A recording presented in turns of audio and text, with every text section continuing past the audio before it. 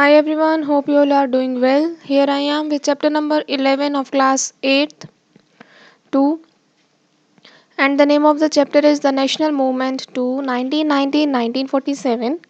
In previous video we have already discussed about the emergence of Gandhi, Royal Satyagraha, Jallianwala Bagh massacre, the Swaraj Party, the Simon Commission and the declaration of Swaraj. In this video we will discuss about the Dandi March and the civil disobedience movement, Roundtable Conference, the Indian Independence Act 1947, and at last we will discuss about birth of independence India.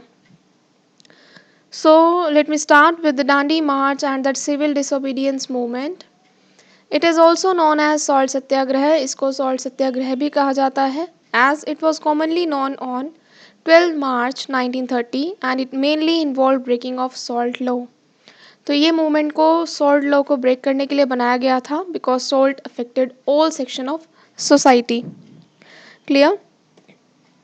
This law prohibited the Indians from manufacturing और selling salt. तो यहाँ इन्होंने Indians को salt को manufacture करना और उसको cell करना अलाउ नहीं किया. Fine. Instead they were forced to buy salt that was expensive and heavily taxed. Clear? This adversely affected the masses, and together with his 78 chosen followers, किसके? गांधी जी के, they all walked from Sabarmati ashram to Dandi.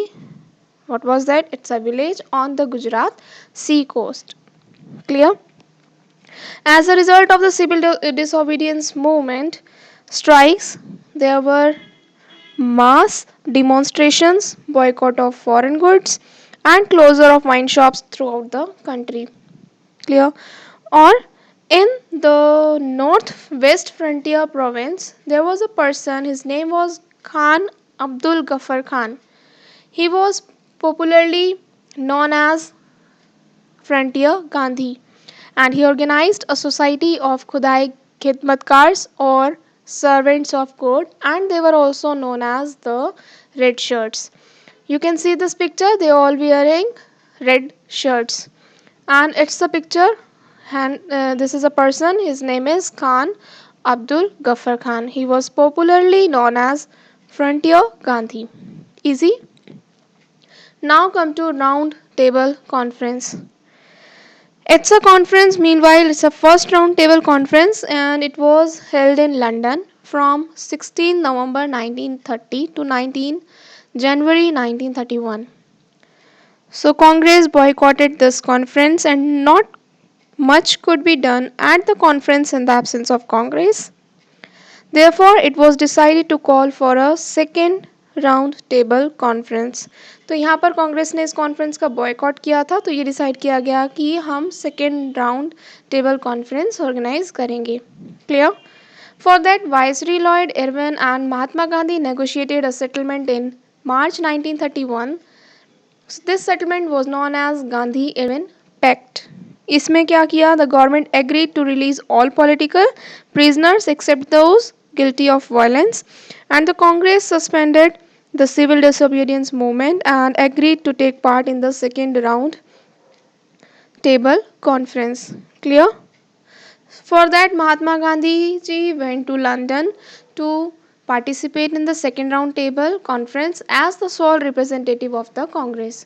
तो ये कांग्रेस के representative के रूप में आए थे, बट इनकी जितनी भी डिमांड्स थी उसको बहुत ज़्यादा मेजोरिटी नहीं मिल रही थी because of that he returned to India as a disappointed person. Clear? Next हम बात करेंगे पिक्चर की. आप देख सकते हो इसमें राउंड टेबल कॉन्फ्रेंस की पिक्चर है. It was held in London 16 November 1930 to 19 January 1931. Clear.